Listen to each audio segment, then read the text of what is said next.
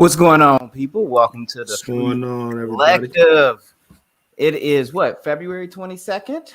It's 2/22/22. Yes, a lot of You twos know, involved in there. hey, I wanted to hear somebody from Baltimore say that, but Is that how that goes? What is that? What is the yeah, significance to that? because They how they they just say sound two. terrible. When they say the word two, they be T T. You got it's a video you can look up where they say Aaron earned and iron earned. You Yeah. just got to listen to people from the DMV say that, and Mm. they say it the same. So it's hilarious because they like if us, we say Aaron earned and iron earned. They just say earn or earn, and it's just hilarious because it's like Leave them y'all people terrible. alone. Y'all sound terrible. Swear to God. Well, anyway, y'all, hey, welcome to Yeah, this what's going on? Black History Month episode. You got the team here. We're missing one. We're down one, but we're gonna get into the conversation. We got to chop it up today. We got to really blow this thing up out the water. So I'm Darvell. I'm just over here messing up the whole show from my illustrious Hidden Temple. So you know who I am. I'm gonna hand it over to my man's Ernest and Stedman. What's going on? It's your boy Ernest touching base out of Lansing. Like always, here to have a discussion. I know we got some good news for you guys, and definitely some good conversations. So go ahead, Steph. Hey, what up? It's Conspiracy Brother. Here to bring y'all some conspiratorial news. Because it ain't conspiracy theory when it's out in the open, so it's just a conspiracy proof. Nah, it's a conspiracy fact. So we're gonna talk about that. And hope you enjoy the show. Yep, that's what's up. So, hey, if you are seeing this live right now, please share it on Twitter. Tag us under Black History Month today. This is our last episode of the month. We only did one other in Black History Month, but this one is our creme de la creme. Not that anybody really thinks we're going to bring creme de la creme, but we are. We're about to blow the internet up. And we always do, but people be kind of, shady. They don't want to give credit. You know how it is. No, I'm saying I thought we did 2 other episodes this month. Didn't we? I think we only missed one. Man, we crazy. We did 2 then because we did like 2 Tuesdays in a row. We did 2 Saturdays. Right. We was kind of on it this month. We made up for lost time. We was on it. We was Freedmen History Month. We was, we did it good. We did it proud, So, okay. So here's the deal now. We got to talk about a few things today. If you're watching live, please share on Twitter, on Facebook, and, get people in here because we're going to talk about not only reparations, but we're going to talk about the legacy of the Black community in this country, specifically the legacy of freedmen and the origins of Black History Month. Right. I know a lot of people are talking about Black history facts, but are we talking about where this came from and especially what does it mean and who should it really belong to? So we're going to get into that. But first, we got to do the local beat, man. We talking about Detroit all the time. The local beat is Detroit news, developments. Most definitely. And one thing I want to say offhandedly, I don't know if y'all seen, did y'all hear about that new news that came out of Auburn Hills where they said they're going to stop the bus service up to Auburn Hills? Did you hear about that, Stedman? No, I didn't hear about it. I did not. I mean, I'm not surprised, but I didn't hear about it. Yeah, it's interesting because they have the University of Oakland up there, or Oakland University, or what is it? Yeah, I think it's Oakland University. But it's like, how you gonna cut off bus service to a public college, a public university? Where is that allowed? Like in a city, in a metro area, like how is that even allowed? It's different if it's out in the boonies, like Michigan State. I don't think Michigan State's in a city, but the bus service serves Michigan State, right? Yeah, I mean that's the big thing going on. It's catered to the college for sure. Right, but so I mean, if it wasn't, Well, we got to talk about something that happened on the local beat. This is this Detroit reparations town hall that took place. So as you guys know, Detroit passed an act in the recent election that actually creates a sort of task force in the city of Detroit on reparations, right? And so that task force still has some time to be assembled, but the American Black Journal and Bridge Detroit held a live virtual town hall last week on reparations, and they pulled a few people who are adjacent to the movement in Detroit, as well as adjacent to this newly forming task force. And so the host discussed these things with few panelists, and they did some really good street interviews as well, just to kind of set the stage, to preface what we were going to start to talk about in that live show. I wasn't on that. Some people said I should have been. I don't have no credentials for that, so that didn't work out. I apologize. But I want to show the video of the interviews. You guys think we just want to do the interviews real quick? Just take a couple minutes, show people the interviews, and then kind of talk about what people's opinions were? Most definitely. Sure. Okay. So what I'm gonna do is I'm gonna share that for you folks. You find people who are watching us live. The show was live streamed on Facebook. So in case you don't have Facebook or you didn't hear about it, don't worry. It was only on Facebook. And most people are running away from Facebook these days. It's not the move anymore. It's kind of crazy. Not saying that they're I love crazy. it. I Yeah. love it. I Well, love it. let's go ahead and get this popping. I'm gonna share this with y'all, and we're gonna get into it. All right. Blue, blue, blue. So the title of the show, the live stream, we're going to look at a little bit of what's called reparations. What is owed to Black Americans? All right. So we're going to watch this and we're going to listen along. And y'all, let me know if you can't hear the audio.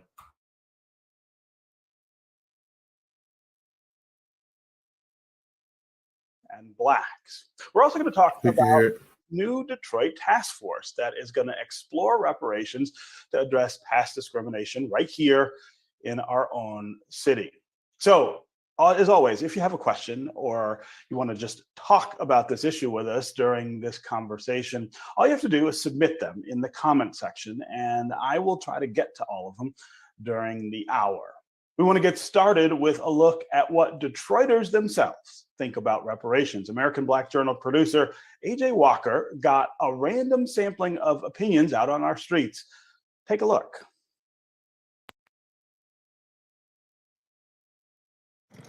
While hard at work, Timothy Albert stops to weigh in on a serious question. Do you think descendants of slaves should get reparations? Sure. We should get checks from the government or give us some grants so we can start our business and everything and pay our employees. Yes, we need help. And every other race get it. Why can't we get it? We caught up with Marcus Smith, who agrees. I do believe descendants of slaves should get reparations. Actually, my grandmother was a sharecropper and her father was a slave in Selma, Alabama. So I believe that they should, because my grandmother is still alive and the impacts that she had to go through are still taught and remembered by her. I do feel like reparations should come in a monetary form. Holocaust survivors have been given billions of dollars from the German government for the horror committed against Jewish people. During World War II, 100,000 people of Japanese descent in the United States were deemed a threat to national security and forcibly relocated from their homes and detained in internment camps. Years later, President Ronald Reagan signed the Civil Liberties Act, which offered a formal apology and paid $20,000 to each survivor. Native Americans have also received compensation for the atrocities committed against them. Recognized tribes are eligible for funding and services through the Bureau of Indian Affairs. Tax preparer Dwayne Mathis thinks descendants of American slaves should get reparations. He thinks it would help close the wealth gap between African Americans and others. I think that reparations should be a set amount of money, to whereas at least people can get into business and kind of level the playing field as well. He says he would definitely be entitled if reparations ever came to pass. One of my grandfathers was a slave as well. He was from Macon, Georgia. His name was John Henry Mathis. But for some, the question of reparations is a difficult one. Do you think descendants of slaves should be entitled to reparations? Yes, yes. Why do you think that? Well, it's really a good question, though. Like, it's really a good question, and I answered it too quick. I got to think about it. That's a good question. I have to research that because I wouldn't know how to answer it. I'm a right now person. Like anything in the past, it happens, but I'm more of a focus on right now person, and I just pray for the past because I'm a man of God. So I pray for the past, and whatever the past receive, that's what the past have to get. So that's what I'm on. Sam Carter supports reparations, but he doesn't think it should come in the form of money. I think they should get something. Giving people money doesn't help them. But the fact that we have to pay so much for education, we have to have so many skills and still don't get jobs that pay us enough, I kind of wonder what would satisfy. Free college would probably help, something like that, but just giving people money, I don't think we'd appreciate it. Michael Coley says reparations are badly needed. We over here struggling to find jobs. You understand what I'm saying? And I think that that is not right for us black folks that's in America that's really struggling out here.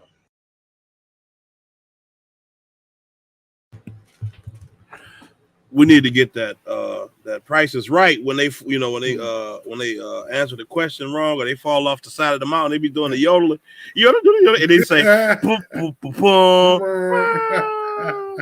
That was terrible. I mean, but they don't study it as much as we do, so it's expected. But that was disheartening. And we're gonna go through. Disheartening. And we're gonna go through. What do you think, Ernest, off the rip before I say anything? Shoot, I mean, I think it was interesting. I think I liked when they asked the guy why should we get reparations? He like, oh shoot, I didn't even think of that. Like, do you even know why the hell you exist? Do you know how you got here? Never mind. Never mind. Like, the past is the past. Like, yeah. I'm a somebody who live in. I'm a live in the right now. Everything that happened, if the past get what it got. That's what killed me. He said, whatever the past give, the past gonna receive. Brother, what is you talking about? Whatever the past give, the past muted receive. I missed that. I missed that part. What he past gives is what they should receive. Rewind it. You know who I'm talking about, brother in the orange cap, the orange Scully. You know what, man, bro. This is the thing, they had to go and get a variety of interviews. So we was just waiting for the guy who said, yeah, I think we should get reparations, but I don't think we should get any cash. I know. I knew it was going to be one of those. And dude looked just like Thomas Sowell. Yeah. So we're gonna watch a little bit of this, and it's going to kind of reveal kind of what the other people in the know think outside of the folks on the street. But I mean, the three things that stood out to me is the first guy or earlier on, the gentleman said, we need help so we can start businesses and pay our people. The thing about that is that I hear him, but I think that if you're saying it like that, you may not truly understand why reparations is owed. It just sounds like a hand up rather than a repayment of a debt. Right. So when you're saying, oh, we could really use it, like I think the last guy said, we sure been struggling to get jobs. Right.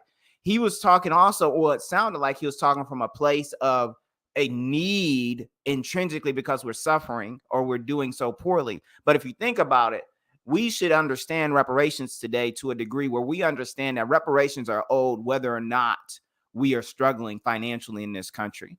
Reparations are owed just on a straight basis of the crimes that were committed against us. And it just so happens that those crimes have had such a deadly toll on us that we're still suffering from their commitment. So it's that if we were to get over that tomorrow and everybody became Jay-Z, reparations will still be owed. Now, it's interesting. The one guy seemed like he was in the know, Ernest. Like he said, my grandma was a sharecropper. And then there's another guy who said, yeah, you need to be cutting checks. That needs to be money. Some people a couple guys feel like they understood it. Yeah, they lined it up to the lineage, to that experience. You know what I'm saying? I'm curious, and I watched that clip once before. I just really thought about it. Why weren't there any women? Why didn't they ask any women how they felt about reparations? You know what I mean? We have a lot of women, sisters in this movement who are with us, who, agree with reparations. And I'm sure there are some who are uneducated and disagree. It would have been nice to get a perspective to kind of see what do they call a confluence of ideas from the spectrum of black people or freedmen people. But I mean, yeah. I mean, what would have been interesting is they had a wit up and straight up found some folks who are immigrants and asked them. Yeah, but see, they don't want to be that controversial. This ain't New York. That's where they would have did that at. They got them here. They got a whole lot of Nigerians. They wouldn't have pulled it like that. Like in New York, they would have just pulled it off rip. Oh yeah. You would have just found one. You'd have tripped over one. You'd have been more surprised he wasn't an immigrant. Like, oh, you from New York for real? Like my wife's best friend from New York. And like it's shocking because her people from New York, like they've been there a very long time. Like, the 20s. And it's just like young people, at least the 20s, but like young people from New York, huh? Oh, okay. So like she said that people come up to her like that. So it's interesting. With that being said, yeah, we had a variety of responses there, and it reminds us back when our show, when we first started, right? We went out and asked people in the streets at the different voting precincts in Detroit. We went up with the camera. Yeah, we went up to the camera and asked people questions of why they were voting the way they were voting, and we got that same type of spectrum of answers. And cats was just out there on some moonwalking type stuff, man. It was. They were just like, yeah, we need some of this and that and the third, and then we don't want this. So it's interesting. We probably should have done it right before the reparations vote too. And one thing is, yeah, I don't think we should be giving people a check would solve anything. You know, he doesn't understand. Yeah, I don't really like when people take that angle. It's just, it's a bad faith argument. They're making the basis that Black people don't know how to manage money, and so if they got any form of compensation, they will ruin it, and they will ruin themselves. And that's a badass statement to make. You know what I'm saying? Well, it's like those people take that. If you give a man the fish, and if you teach a man to fish, he'll fish for forever. If you give a man the fish, he'll eat for a day or whatever. If you give him teach a man to fish, he'll eat for a lifetime. Mm-hmm. And it's like people misunderstand key variables about that. You could teach a man to fish all you want to. If ain't no fish around, you're still not gonna eat. So when you have the skills to fish and the fish ain't there, giving a man a fish is the best he gonna get in that scenario. Hmm. And so, like we so many of us, and a lot of that. This is why, like I've talked about before, I'm not a libertarian. I'm not a right libertarian, because a lot of libertarianism is like this whole idea that the government has done so much bad that I can't trust it to do good, and so we should just get rid of it. Mm-hmm. I can't agree with that ideology, because as bad as the government is, and like I said, I'm going to get into some of that, I already know how bad it could be if we had to fend for ourselves. If we just had to be out here basically with the wolves, dealing with a Jeff Bezos by yourself, or Bill Gates, or Warren Buffett by yourself, and you poor as hell. You know what I'm saying? But one of the issues, like I was watching this like a YouTube short, and it was Akon. He was talking about the 10% rule. If you can't afford, if you're trying to purchase something that costs more than 10% of what you got in the bank, don't buy it. And he was like, yeah, if you got something, if you got a house and you want to buy $100,000 house and you don't have $1 million or some shit like that, he said, it's like, bro, that's not how that works for people. The average person don't have 10% of their income in the house. So now because you was able to come up and you could make music or whatever, and it popped off, you can make those kind of assessments, right? And in the perfect world, we would all say, I shouldn't spend more than 10% of what I make.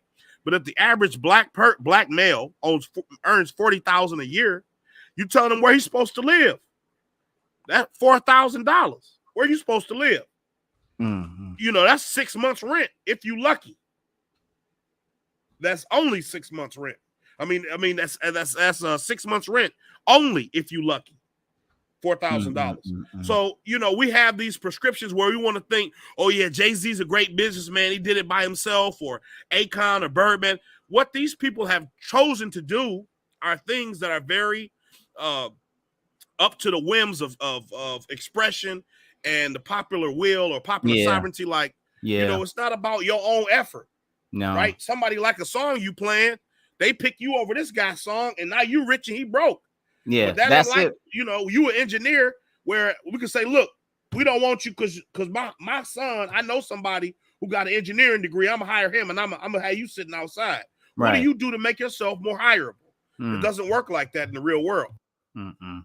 So, okay, let's look at a few other clips from this. Again, y'all who are just tuning in, we're watching a bit of the recent town hall held by American Black Journal with Bridge Detroit in regards reparations, and specifically they're interviewing a few of the key players in the Detroit region on the reparations movement, specifically for the reparations task force. So we're going to see two people whose names we know very well here, Lauren Hood and Keith Williams. We have spoke about Keith Williams in the past in the Detroit SCLC, as well as the as at Juneteenth Jubilee, I believe he stopped by there and spoke as well. So I'm just going to play a random portion here. I don't have it timed out. We're going to listen to it for a little bit, and then we're going to come back and we're going to round this talk out about this task force, y'all. De facto steering committee, and like you said, so I'll talk a little bit about this group of us that meets. So there's myself, cousin Keith over here, Council President Sheffield and her people. We had Jamon Jordan in the conversation earlier for the historical lens. There's some other grassroots activists that have been coming to the conversation. So we're kind of a de facto steering committee. And like you said, have been engaged since November. So we as a group are trying to make the most authentic and inclusive process possible, but there's always a tension with getting something done and being inclusive, because the longer it takes to do something, the more inclusive you can be. But then we're also contending with, this pressure from folks to like see something happening. It's always my contention, like the subject of reparations, like this is sacred work. We're overturning, generations of trauma here. Like this is something that's going to take a lot of time to get it right. But folks are like, where's my check? So there's this tension of those two things. And I think what our group is trying to consider is, what can we do now? We need some direct service because there are people struggling now, but also create a long enough runway where we can get this right. Because this is sacred work. There's a lot tied up in here. It's not just like a wealth gap. It's like a hope gap, a worthiness gap, a self-respect gap. There's a lot tied into what reparations can and should do. And we should be clear, what Detroiters approved last year was just the initial step, right? Just to take a look. What are the things that might go into a consideration of reparations? What is the history that brought us to where we are? And then get to, okay, well, here are some ways we can make up for that. So the patience you're talking about was wrapped in the ballot proposal itself, and is really important for all of us to keep in mind. And we need education too. So, you saw that guy in the opening segment when he was asked about reparations. It's not that people don't get it. It's like we haven't had the time to think about it. We haven't had the luxury or the privilege of time to really dig into the history and dig into the possibility. So we need a huge educational campaign before people can even ask for something. Keith, the Black Caucus commissioned a poll that showed majority of Detroiters support reparations for past discriminatory housing policies and practices here in the city. Talk about those feelings and what you feel those reparations could look like. I'm going to stop there because I think we can just quickly unpack what Lauren said. I think Lauren said some very good things there, right? She spoke on this being sacred work, generations of trauma being bagged up in what they're trying to deal with. And it's going to take a lot of time to get it right. But what can we do now? I mean, she brought it up and she set it down, and it was very accurate, in my opinion, because we've talked about how HR 40, for instance, is a bill to create the task force that all these dang cities are making. But the HR 40 bill is going to create this task force on a national level, right? But as we've heard very clearly early on, and when the movement started, it was very well understood that although the task force may be required, there's no reason we can't have good faith effort put forward to do something immediately, right? And especially when you're dealing with a lot of politicians who are not that trustworthy anymore, especially in such a high continuous bill, a high continuous proposal. You want to have some good faith money, a down payment, so to speak, because we don't trust you to come through with all of it. So you might as well give us some now to show good faith. And so she spoke about what can we do now because there are people struggling. I think that's a double-sided thing, right? We can do it now in order to try to help with the immediate, but we can also do something now to show that we're not playing games. But a city can't do all of this, though, right, Ernest and Stedman? Yeah, I definitely think it's not possible for a city to do. As far as like the check or the compensation aspect, I do believe that the city does have certain power, though, and certain options available that it can pursue as it relates to the genealogy, as it relates to supporting statewide initiatives to kick off those task force, and then ultimately to sway the federal government for funding. But I'll say that one thing I noticed she said earlier was something about like inclusion or, making sure it's not too inclusive. And so I'm hoping that in conversations, they are keeping it specific to the Black Detroiters who descend from chattel slavery. That's just one comment I wanted to make. But go ahead, Sted. I want to share my screen if I can. I want to read something. This I got this from Twitter. Go ahead. You can share it. I'll pull it in. It's a what do you call it? It's like from a handbook by the CIA about how to disrupt organizations, disrupt the production of organizations. So I want to just read it. Mm-hmm. And it's kind of what she's talking about. And you see this a lot with Black Lives Matter group and all this different stuff. So general interference with organizations and production. 1, insist on doing everything through channels. Never permit shortcuts to be taken in order to expedite decisions. Make speeches. Talk as frequently as possible and at great length. Illustrate your points by long anecdotes and accounts of personal experiences. Never hesitate to make a few appropriate patriotic comments. So in this, I look at patriotic as not necessarily American patriotism, but patriotic to the cause. So calling it a what did she call this? Is sacred work. Sacred work. Correct. When possible, refer to all matters to committees for further study and consideration. Attempt to make the committees as large as possible, never less than 5. So we want to have as many people as we can, so this can be equitable and fair and inclusive. Bring up irrelevant issues as frequently as possible, like inclusivity and whatever other bullshit she was talking about. Haggle over precise wordings of communications, minutes, and resolutions. Refer back to matters decided upon at the last meeting and attempt to reopen the question of the advisability of that decision.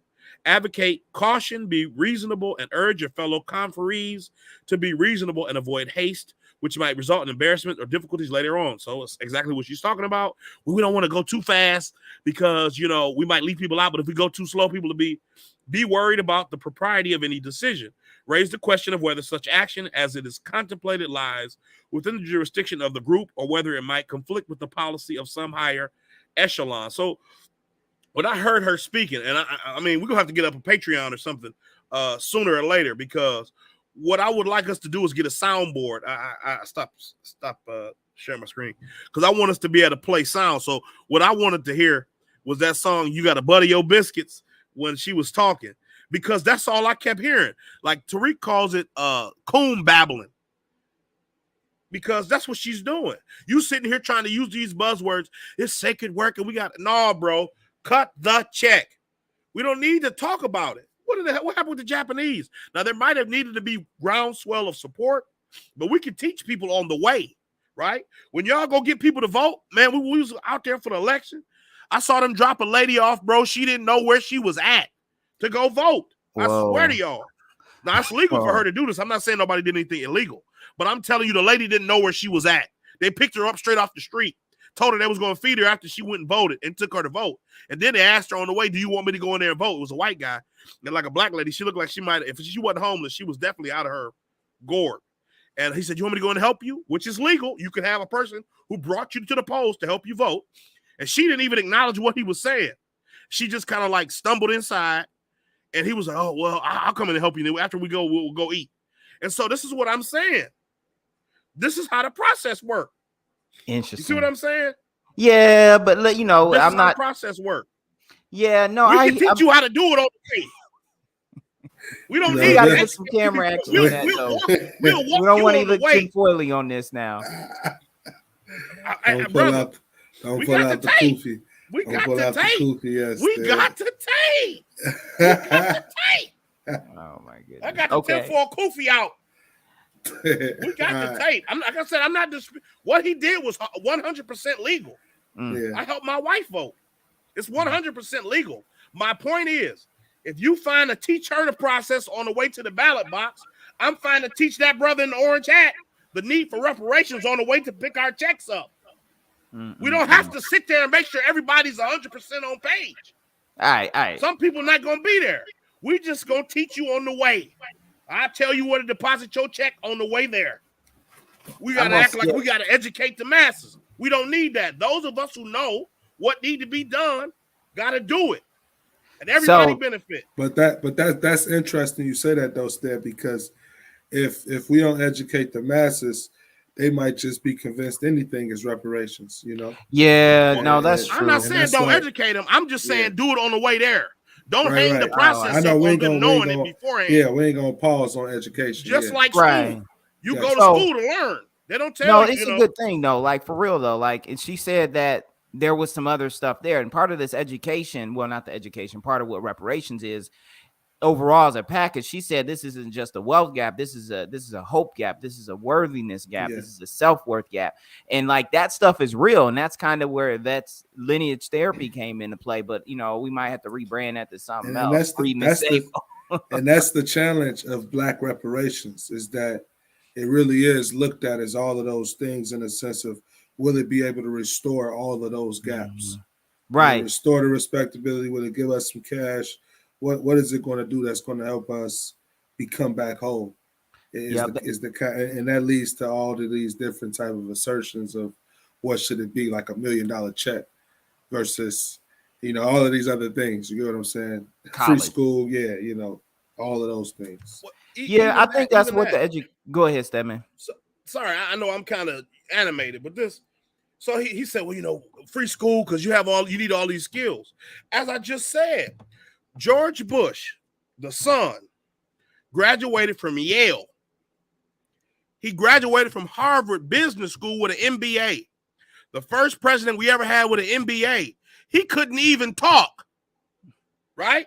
So he wasn't qualified to go to Yale, and he definitely wasn't qualified to graduate from Harvard. But he got both of them degrees, and he became president, and he was a governor. Money is what made that difference. His father, his family, the Bush family, they're rich. His great-grandfather, either his father, like Bush was a senator, his great-grandfather. His father was the CIA director for a year, was a vice president, was a military officer, war hero. His like the Franklin Pierce, one of the like early presidents, I want to say no more than 17th, is one of his great ancestors on his mother's side. Yeah. Okay. Yeah, no, I get it. I agree. I think that this is bigger than education, and education has never you're not really just gonna fix immediately this. equaled any type of immediate formative delivery of success. Right? We see too many stories of people with MBAs and even STEM degrees who don't get the jobs they deserve or any job at all. And so the reality is, there are white people out here with 4 years, 6 years of education that just go and work in Starbucks too. So this stuff is all over the place. But the other reality is that a lot of people who run successful businesses did not run those businesses after they got a college degree. I mean, just all sorts of things you just don't even know. Like a lot of these family run businesses, the kids just learn how to run the business. The business is still growing. They learn the business. They might get a couple classes in here and there, and they just run with it. They get it handed down to them, right? So if we can actually start a business that has enough success and equity in it that it can survive in a market that is already depressed because it's probably built in a Black neighborhood, which we know Black businesses in Black neighborhoods get less money than Black businesses on a white street. When you have these things dealt with, then you can actually have the opportunity to show that education is not the gateway key for the Black community that we think it is. Right now, I'm still dealing with women who are running around trying to get 3 degrees in a Lexus. No shade on that, but at the end of the day, also, we don't have no more businesses. They've been opening up a lot of businesses, but we still ain't got no businesses that are starting to grow with multiple employees working full time, getting paid more than 50 grand a year. I was talking to a woman just down here in this way who was just like, yeah, I got this cleaning business. I'm like, this woman can't have a real running cleaning business and be as available as she is. Nah, I'm not saying she ain't running a successful cleaning business. I'm saying the cleaning business is actually a part-time gig, and everyone who's working it is doing it part-time, and it almost became more of a gig type of job, right? It's like when they could get it in and this and that and the third. It's like everyone's running side hustles. We are the experts of side hustle economies in the Black community. So that's kind of what we've been fighting through. But no, I agree. Like this is not necessarily a key way for the education and everything else. It always comes down to what money you got, what you can try and build, like businesses, and what happens after that is, up to anybody. It didn't include school. The only thing I will say is one of my best friends told me, and I agree very wholeheartedly, and Ernest, you tell me if you believe it. The one thing that schools do for you is they give you access to a network. If the education ain't nothing, you get access to people who got connections. Yeah, I think that's a fair statement to make, but it also depends on the school, because that'll determine the quality of the network. You know what I'm saying? That And part. yeah, like because like you said, you could be easily graduate and be working at Starbucks versus graduating and working at J.P. Morgan Yep. just off of your connection. That And and the other thing about that is that, does that mean that HBCUs have the plugs for us to take over the tech world? Mhm. Not the tech world. What we gonna take they, over through our they, HBCUs right now? some of them do have plugs, honestly, but it's that affirmative action. We coming to get the quota higher plug, Mm, honestly.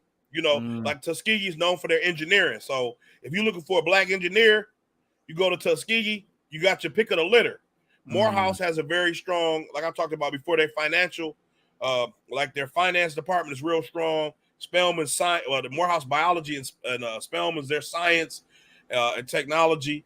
Uh, so you looking for those kind of gigs. Howard, I forget what Howard is known for, but like you go there and so they operate like that. But as far as having some place where independently of these institutions, they're going to be able to move and shake the world, it's not happening.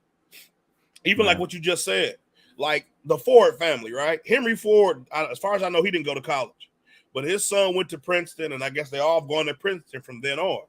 And so, this was years ago. I was much younger. And I thought, like, why don't they send their kids to Michigan? Like, Michigan is one of the best schools in the country. But there's a reason why, even Michigan State, I'm not trying to, Gerard, I ain't trying to. But, like, you got two of the best schools in the country in this state right here. No questions asked. Why wouldn't you send your kids here? Well, like you said, it's different network you're going to get at Princeton than you're going to get at Michigan. Even if Michigan and Michigan State has a very disproportionately 1% student body, you don't have as disproportionate as you do at an Ivy, especially at an HYP Ivy, which is Harvard, Yale, Princeton, which is, they consider that even more exclusive of the Ivy Club going to one of those three.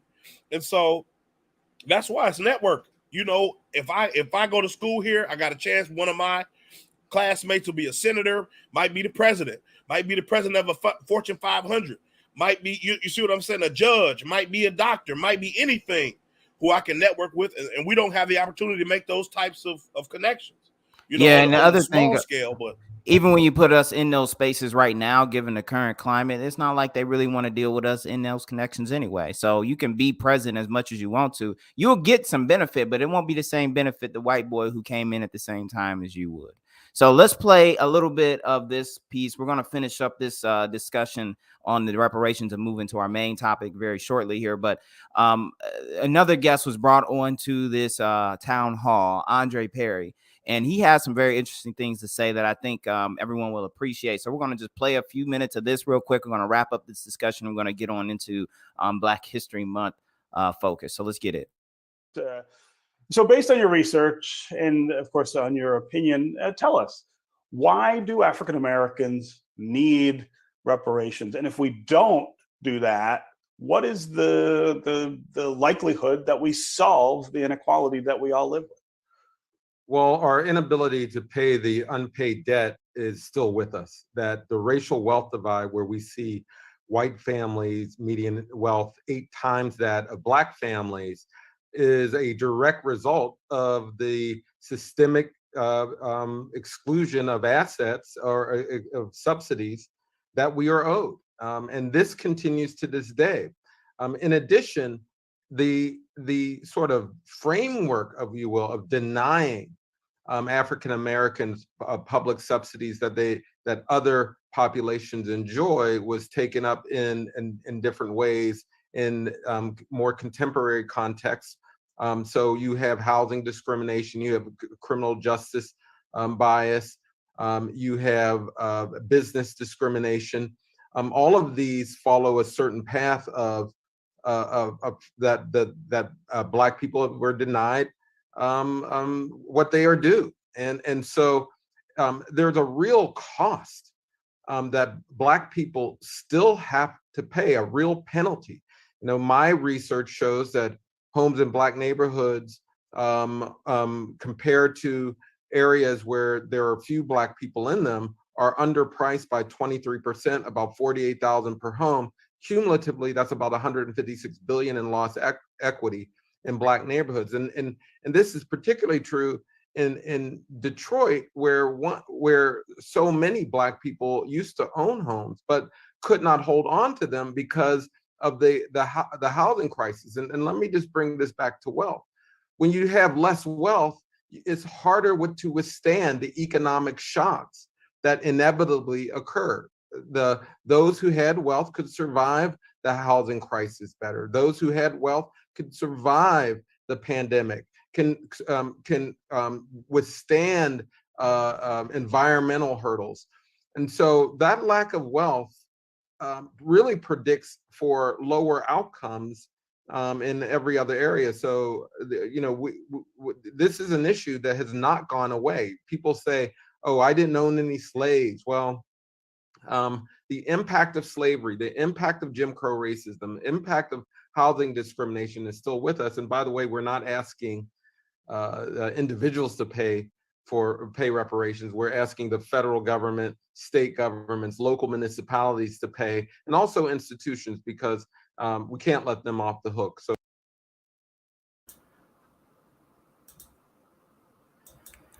boom. It will say it right there. Yeah, I like what he said on that. Yep. This is not about taxing a whole bunch of random white folks. It's about taxing the government. And people are like, well, how the government gonna pay if you don't send tax, if it's not tax money? The government don't pay with nothing. I wonder what fraction of expense of running the federal government and everything that it does is actually paid with real tax money. At this point in time, modern money theory, go talk to Sandy Darity. He'd tell you they just printing money out. They ain't. Yeah, I mean, yeah, basically. It's That's like it. nothing. Like taxes don't cover something like the taxes only cover supposedly the interest that's paid on the treasury bonds, but I don't even know if it's that. I mean, it's nothing. Nothing. It's nothing. It's nothing. So anyway, yeah, y'all. This was a really good program. Reparations: What is Owed to Black Americans by American Black Journal and Bridge Detroit. It was a virtual town hall that was streamed live on Facebook. You can go, look that up on Facebook on the American Black Journal page. It was also an event on Facebook. So go check it out. Watch the whole thing. It's pretty interesting discussion. It helps give you some context, especially of the individuals who are involved in the discussion here in Detroit in terms of this task force. So you get a flavor for where their head is at. But, this shouldn't be the end of the discussion. We just want to bring that to you all. So we're going to go ahead and leave that alone for now. And we're going to move on to our next topic, right, E? We got to start talking about something else that's very important to Black History Month. There's a question, there's a question about Black History Month. There's a question about, who is Black History Month for? Yeah, I think that's an interesting question, man. And I think, to be quite honest, when we think about Black history, we're definitely thinking about the history of those who were in America prior to its creation. You're talking about the 13 colonies. You're talking about the history that later is forged through the creation of the United States, going up into the Civil War, going up into the, things like the Harlem Renaissance, World War I, World War II, the Civil War, like all of these things, that history that's tied to those Black people. I think that's what we think of when we think of Black history in America. As of recently, though, I would say due to demographic changes and shifts in populations, the term we already discussed, like who gets to use who is Black or who's considered Black. And we talked about it many times from the race standpoint to the ethnic group standpoint. And I feel like we're in this social conundrum because now it's like there's other groups that are Black of race. And I think, Black History Month in their eyes is a time of celebration for all groups of the Black race. And one could make an argument that the creator, Carter G. Woodson, was an advocate of Black History Month being race-based. You know what I'm saying? And I think when we make it race-based, like specifically for Black Americans, it gives America an outing to start showing us the history of all of these other peoples while ignoring our history. And I think that defeats the purpose of Black history. So, for me, yes, Black history is something that could be celebrated by all people of the Black race. But for Black Americans, I believe that Black History Month for them should be a dedication to learning the origins of their people in this land as it relates to, their position in the world. As far as learning everybody else's history, I think that's definitely something you should pursue. You might find parallels across the world. But at the same time, for others that are Black, I would say, definitely celebrate and uplift your history. You shouldn't have to just learn about Black Americans, if you have a culture and things like that. But if you live in America, though, because we are the majority, I feel like you should learn that and you should have an understanding, because that is the foundation of this country and what they call the racial fault line between Black and white. It's that history. So that's all I really had to say on it. What you got up here? So this is actually from Texas A&M. So they just did a piece that was from last year, the origins of Black History Month. Professor Albert Broussard explains the history and importance of Black History Month and what it represents for the Black community. I just want to read a little bit of this. Of course, the observation of Black History Month dates back to 1915, when Carter G. Woodson, as you said, is now known as the father of Black history, created an organization called the Association for the Study of Negro Life and History. In 1926, Woodson initiated the first Negro History Week on February 7th to celebrate and raise awareness of Black history. And in 1976, said Texas A&M University Afro-American history professor Albert Broussard, this turned into a month-long celebration that was renamed Black History Month. You can learn a lot from history, and learning about a particular achievements of people who struggled under great adversity can be tremendously inspiring to all people, not just African Americans, but all groups, whether it be from women or the LGBT plus community. Black History Month not only highlights important historical figures, but it's an educational tool that teaches individuals about their history. We celebrate Black History Month in February because Black people had traditionally celebrated the birthdays of Abraham Lincoln and Frederick Douglass, both of whom were born in the month of February. Black people had traditionally celebrated the birthdays of Abraham Lincoln and Frederick Douglass, both in February, because of their birthdays. Oftentimes, Black history is taught as a celebration of this great man or this great woman, but that wasn't what Woodson had in mind. He wanted this time to be a celebration of the achievement of Black people as a race, recognizing that Blacks were part of the history of this country from the very beginning. Broussard will go on to say that Black Americans are pioneers who built a society from the ground up since 1619, when first enslaved peoples were brought to America. However, even though the Black community has contributed to society throughout American history, Black history itself is just now becoming a widely taught subject. And so it goes on to talk about growing up, Broussard was taught about Black history. But Black History Month emphasizes the history of the struggles of Black Americans faced. In 2020, the Black Lives Matter movement brought attention to racial inequality in hopes of inspiring both change in America and across the globe. The movement reinforces the idea of activism in the struggle to achieve racial justice. So, it goes on with some other things there, but I think here's a key point here, right? Black History Month. And let me couple this with this. Let me hop over here for a second. I want to pick something also out of Wikipedia. We talk about the precursor to Black History Month was in 1926 when Carter G. Woodson announced the second week of February to be Negro History Week, which we already talked about. Now, it goes on to say down here that African-American newspapers lent crucial support. I'm going to scroll down a little further. He said that teaching of Black history was essential to ensure the physical and intellectual survival of the race within broader society. If a race has no history, then it has no worthwhile tradition. It becomes a negligible factor in the thought of the world, and it stands in danger of being exterminated. The American Indian left no continuous record. He did not appreciate the value of tradition. And where is he today? Whoa. All right, let me stop that one there. But what I wanted to open Shots up fired. Huh? Shots fired. Yeah. what I was going to go into was basically the opportunities that were expanded to the United Kingdom of this type of observation, and in Germany and Canada as well does it, the Republic of Ireland. And when we talk about these folks, they're talking about the history of what black people in their country contributed to that country. That's what I think we're going into when we say Black Americans are pioneers who built a society from the ground up since 1619, and Black people as a race were part of the history of this country from the very beginning, right? So my interpretation of this is kind of that we're talking about not only the construction of this country all the way through the 1900s into the 2000s, and the people who contributed to that in various ways, and remembering them so that they are now recognized as part of the integral construction of the society in which you live and that they were a part of.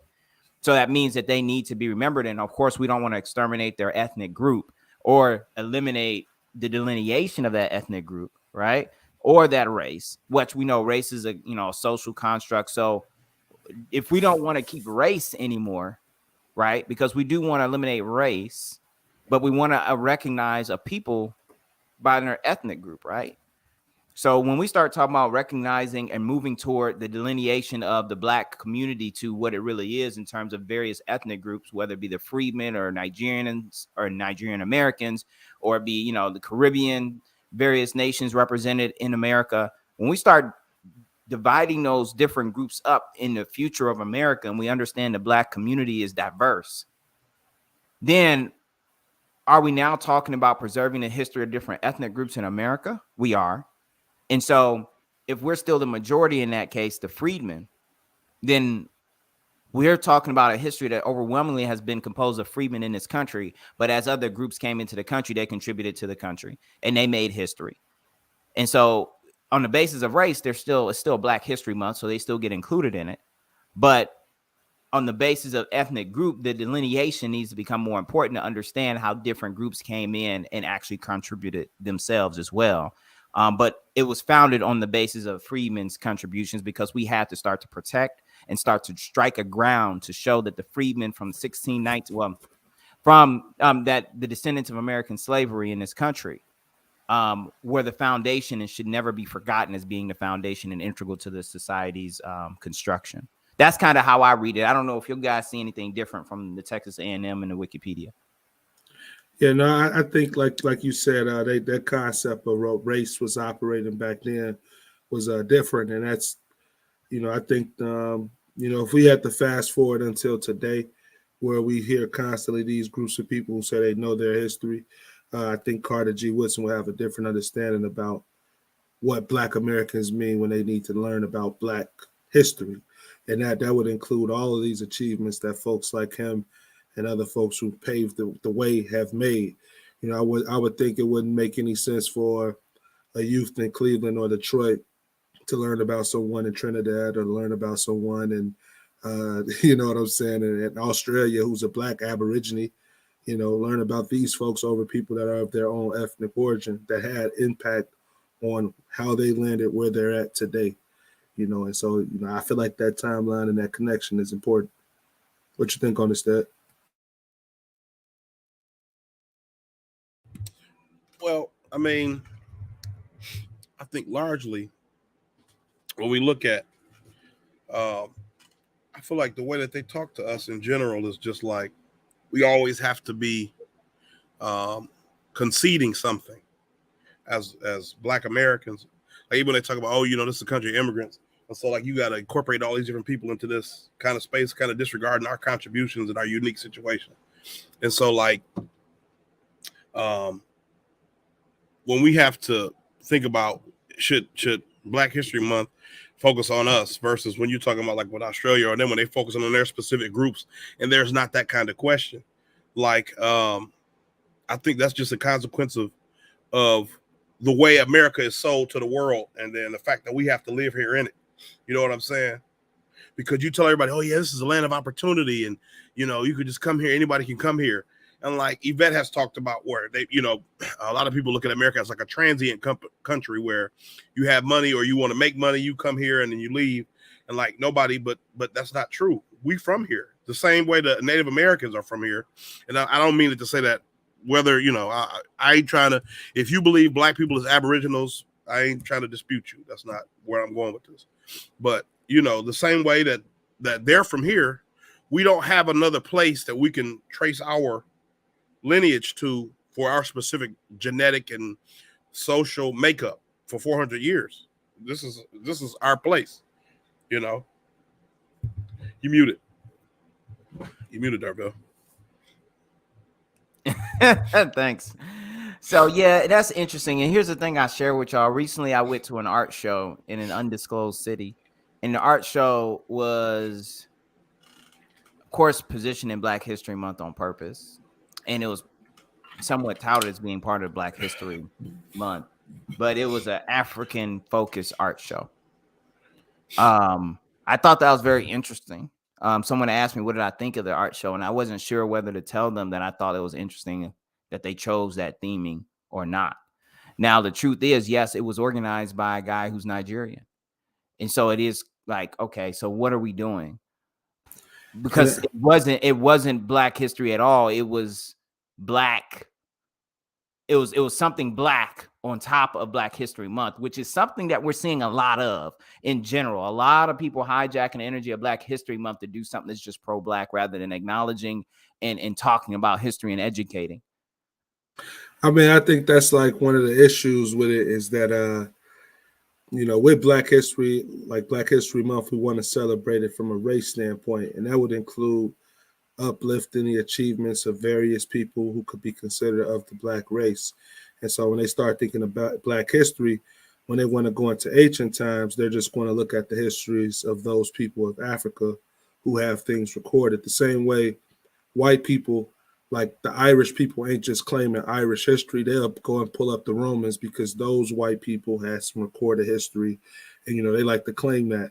And I feel like it's some Black people who like to do the same thing, but like Africa, the connection, to understand that we all the same skin color and all of these things. But like I just said earlier, I feel like it's more powerful if you learn the history of your ethnic group. And if we're looking at like America, when they do teach history, like white history, they do teach us a lot of shit about America or a lot of things that are influenced from London or, what is it? The United Kingdom. And so, that history is tied together because of the foundation of America. You know what I'm saying? They're not teaching us about the foundations of France and Italy and all of these things in our history. You get what I'm saying? Even though there's a period where we learn about the Renaissance, the Enlightenment, we don't learn about the intricacies of France history or the intricacies of African history. Like we just learned specifically about American history. But the issue there is that in that American history, they don't lay out the foundation where Black Americans were involved. You get what I'm saying? That piece where we were involved, like this, how we learned about the Statue of Liberty versus the true story of it shows you where American history tends to go when they tell the story. So, Stedman? Oh, no, I was just trying to test my headphones. This seems like they're kind of low. But I mean, it kind of relates to what Ernest just talked about. But like when we talked about the comics thing a while back, and they're saying, there's like all these immigrant people talking about in the 80s and stuff that they didn't see, or the 90s, they didn't see people who look like them in the media. And it's just like, well, it's the same with Black History Month too, right? Like it's inconceivable that this holiday, this month, this holy month, I don't know what do you call this month of celebration of achievements for a group of people would be centered around y'all. And now, I mean, I think we have to understand the necessary reason why it was created to understand why it's important. And so it's not just, hey, everybody Black did something holiday. You know what I'm saying? Like when they have all the different parades in New York, like the joke, they had a Puerto Rican Day parade and the Italian parade. They don't just lump all the white groups of people together and say, y'all all just have one giant parade. They don't call it European parade. The Italians want their parade. The Irish want their parade. If the Germans have a parade, I'm not really like sure all the parades. the West Indian parade. They have the Puerto Rican parade. They don't say all the Caribbeans just have one parade. You see what I'm saying? And so, like, what we have to understand is that because so much of our existence in this country was completely just disregarded, it was important for us to highlight those specific contributions that we made and the people who did those, to show that, you know, like, to validate our right to be here. We're good enough too. You know what I'm saying? We're smart. We're intelligent. Like you said, we have created society since 1619, the same as y'all, and really longer than a lot of y'all, because a lot of y'all didn't come here until the 1800s, late 1800s. You see what I'm saying? And so, like, it's fine, you know, you want to, you know, but like it misses the point of what this month is supposed to be about. It's supposed to be about, and I mean, really, it would be nice if we didn't have to set aside a month, if our history was taught just like American history. There was a section about us every so many units to speak about the specific contributions we made to the American system, but there isn't. And so we have to set aside a special month or special museums or something special to talk about our contributions, so that we can know we people too. We American too. I promise you. Yeah, We I are think that's, pioneers. Go ahead. That's to his quote where he said, like, if a race has no history, they stand damn near the risk of being exterminated. Like, that's the erasure that we're looking at.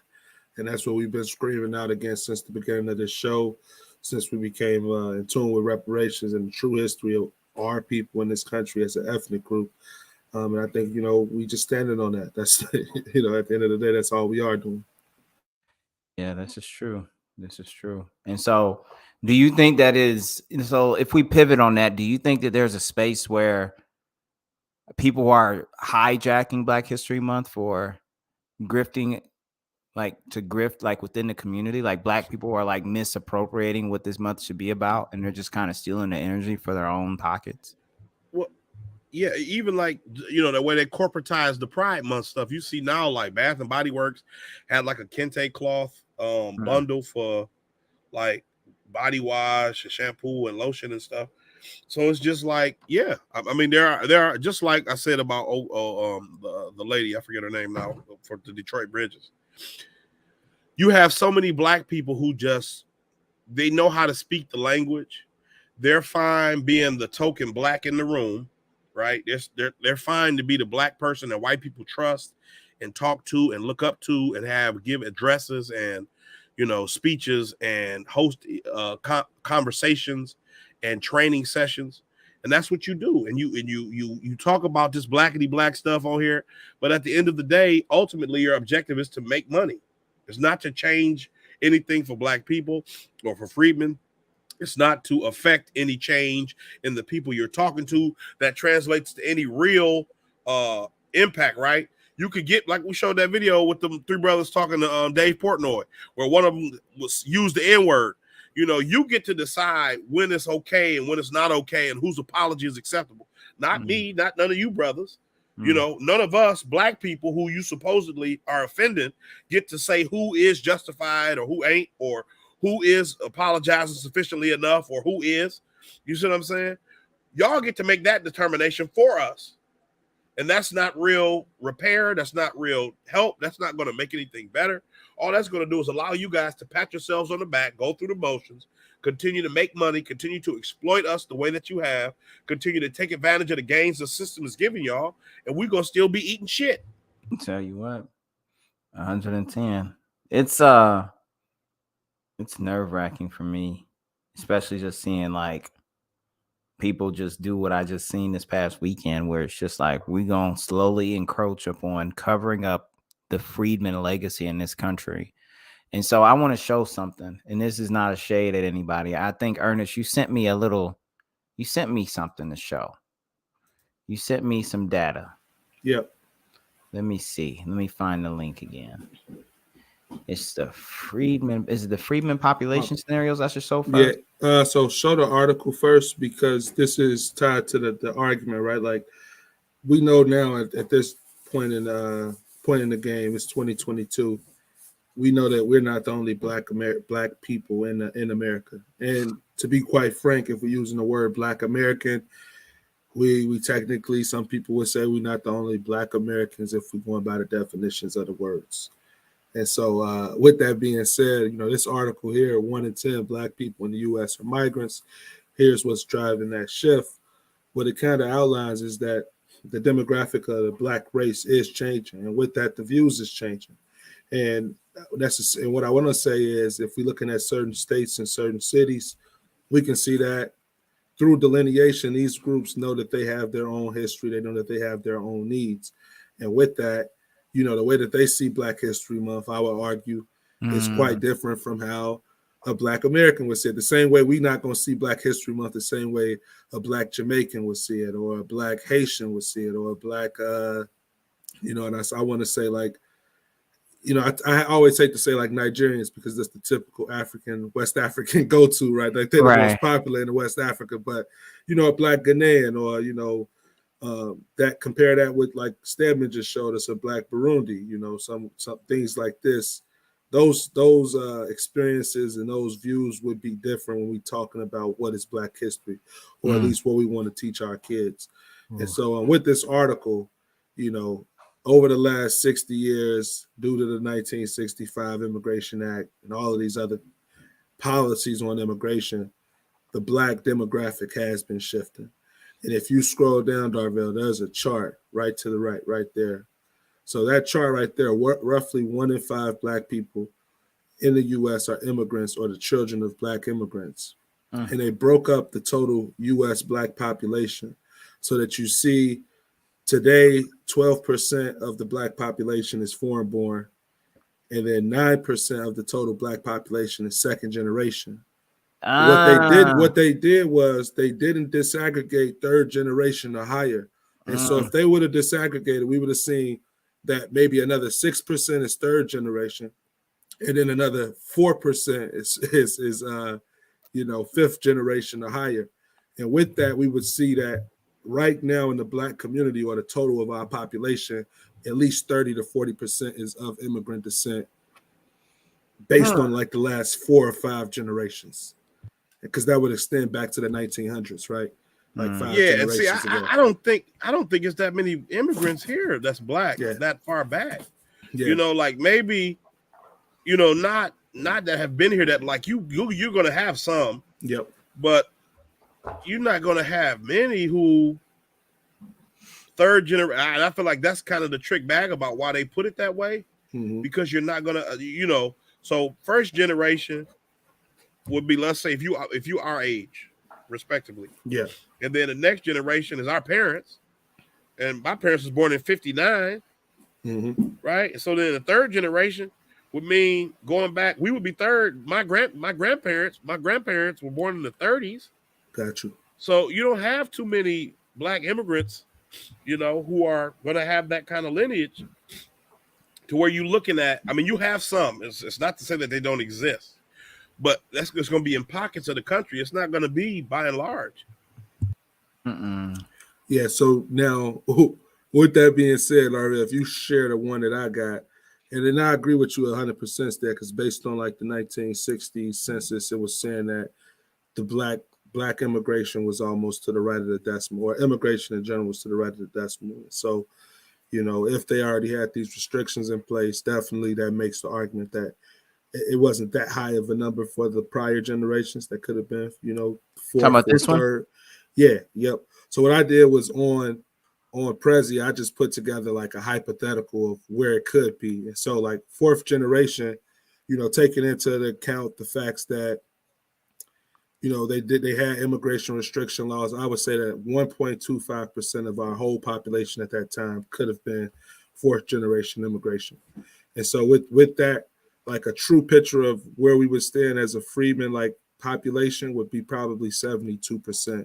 And the rest of this would probably be, that's just like me just throwing out some hypotheticals as to what it would look like if we really get to see the breakout between other generations. But I want to start making an argument that we aren't like this 40 million or 35 million that people keep throwing out, because of the fact that 20%, when you take that foreign born in that second generation, they already account for 21% of the population.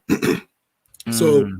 so if we were to go 40 or 50 years ago and we were to look at the foreign-born and the second generation, once they become U.S. citizens, they get combined into like our data. So, it's kind of hard to break this out, but I don't believe that we have the number that people are claiming we have today as far as our population. Pure freedmen? Yeah, pure freedom. So even if it's in scenario 2, I just tweaked it a little bit to raise if the fourth generation was higher. So I would say like today, maybe we make up 69 to 70% of of the black race total in America. And the rest could be of some sort of immigrant origin. And that doesn't even include people who could be mixed, you know what I'm saying? Because it is a lot of integration. So, this is the thing I'm worried about. When it comes down to the brass tacks of the value behind understanding freedmen versus other black ethnic groups in this country, it really comes down to respect of the lineage and, more importantly, who you represent in terms of your identity. Like, what identity do you push forward and who do you fight for, in a sense? Because this is ethnic, the lines are being drawn by tribe now, right? It's not being drawn based on race. The government likes to bucket us in race, but they really know better. They just do that because it allows them to be shady with the numbers. So the question becomes, we talk about first generation. So let me go back to that other chart because I like something that it put out there in a different way. I'm just going to go back to it for a second. This one here. Yeah, not like that though, sir. So what they did is they said foreign born, then they said second generation, so born in this country, right? Then third generation or higher. So they just they said by the time you're third generation, they basically are just trying to call them freedmen. Or is this only? No, this is no. It says U.S. black population, third generation. Yeah. Look at this. Look, we'll watch this again. Read this again. But that's what I was saying. Like without that being disaggregated, you really can't tell because. What is that? What is that though? I'm not the fifth generation of some foreign-born person. Not in a way that it matters. But this is the kind of double-edged sword. And I've said this before, and I always forget to say this. But like black Americans, freedmen, we get the worst of both worlds because we get none of the benefits of being American citizens and none of the benefits of being immigrants. And so, like, for white people, this is how it works. When you white and you be in America long enough, you're an American. And so they just want to try to, like, transpose that same standard onto us. And the reason that doesn't work is because you throughout our history in this country, you've made us a separate group. You know what I'm saying? Because realistically, like we talked about earlier with the whole reparations thing, if we were all Jay-Z's, if all black people was Jay-Z's, then I might say, you know what? You might not need reparations because that says you've done something substantial that you ain't doing for everybody else. So maybe that is reparations already. Maybe you've done something. You know what I'm saying? It depends on how that money is made, how we've gotten in that position. You know what I mean? If it's programs specifically targeted to us that we benefit from, and now all of us is billionaires, which is completely unrealistic. But just for the sake of this argument, you know, maybe this reparations has already been achieved. But to look at it as though you could just say, well, you're a separate group all this time, but now, since we let immigrants over here, everybody's just going to be a freedman or everybody's just going to be black. And that's everybody. There's no differentiation. That would be no different than if they say, because they say the Native Americans came over here from the ice bridge from China. So are Chinese people Native Americans now? Or do you take Native Americans from Mexico and are they Americans now? You know what I'm saying? It's not the same. You have made us a different group. You made us other people. You made us something special, something different. And you don't get to say, okay, now y'all just everybody, because that ain't how it works. You know, the European people, when they come to America, they do. You'll have a person with German ancestry marry a person with French ancestry or vice versa. But we have all had to just homogenize whatever tribes that we was over here 400 years ago, and then whatever white people was our slave owners or raped our ancestors or whatever, snuck off with, or whatever, Native American or whatever, and that's who we are today. You know what I'm saying? And so that's it. That's all. We're our own tribe. Yeah, you don't get to be here long enough to be one of us. There's not a time limit. It doesn't work. Now, if your children have my DNA, you gotta cross the bloodline. Hold on, and that's another argument, because when it get to Black history, apparently we all just Africans. So that's the context you got to get in your head when we looking at America, because that's how they see us. We all just Africans, apparently. And that's not even true, because they delineate for them each and every time when they tell us their histories. So, even like, so me and my wife was talking, right? And I showed you, I said, I don't know if anybody watched that video about Burundi from yesterday. I checked out a little bit of it, yeah. But it's horrible, correct? Yeah, it is. It's fucked up. It's unfathomable how terrible it is. But like, we were just talking about how nobody's going over there to help out and do anything. And so when we say, hey, we're a separate group and we're our own people, and this is who we are, everybody brings the knives out and acts like we're committing some kind of heresy. But when y'all do it to the point where y'all have a country over there where y'all could just collectively give money and aid to make it right, nobody thinks nothing of it. Everybody, if you're watching, just look up Burundi, look up YouTube videos about Burundi. It'll change your heart because it's so poor. I mean, you have to have a poorest country somewhere. And I mean, I just never thought I'd find it. I mean, I've seen countries where it's literally made up of just floating ships. It's like boats. Like in Africa, it's like an island. It's like an island, and it's a country or something. It's like an island of garbage or something. Burundi's the poorest country in Africa, and it's just crazy. It's crazy. It's crazy. And you have people who preach Pan-Africanism. You have African people who preach African excellence.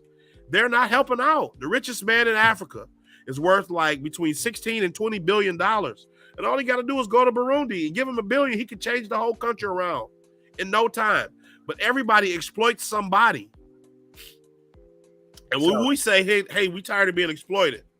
We're tired of what we've worked for, what our ancestors died for, what they marched for, what they got beat for, what they ran away to achieve for us. We're tired of that being just taken from us with no regard for our contribution, with no thanks, no gratefulness to what we have done. You act like we are committing the cardinal sin.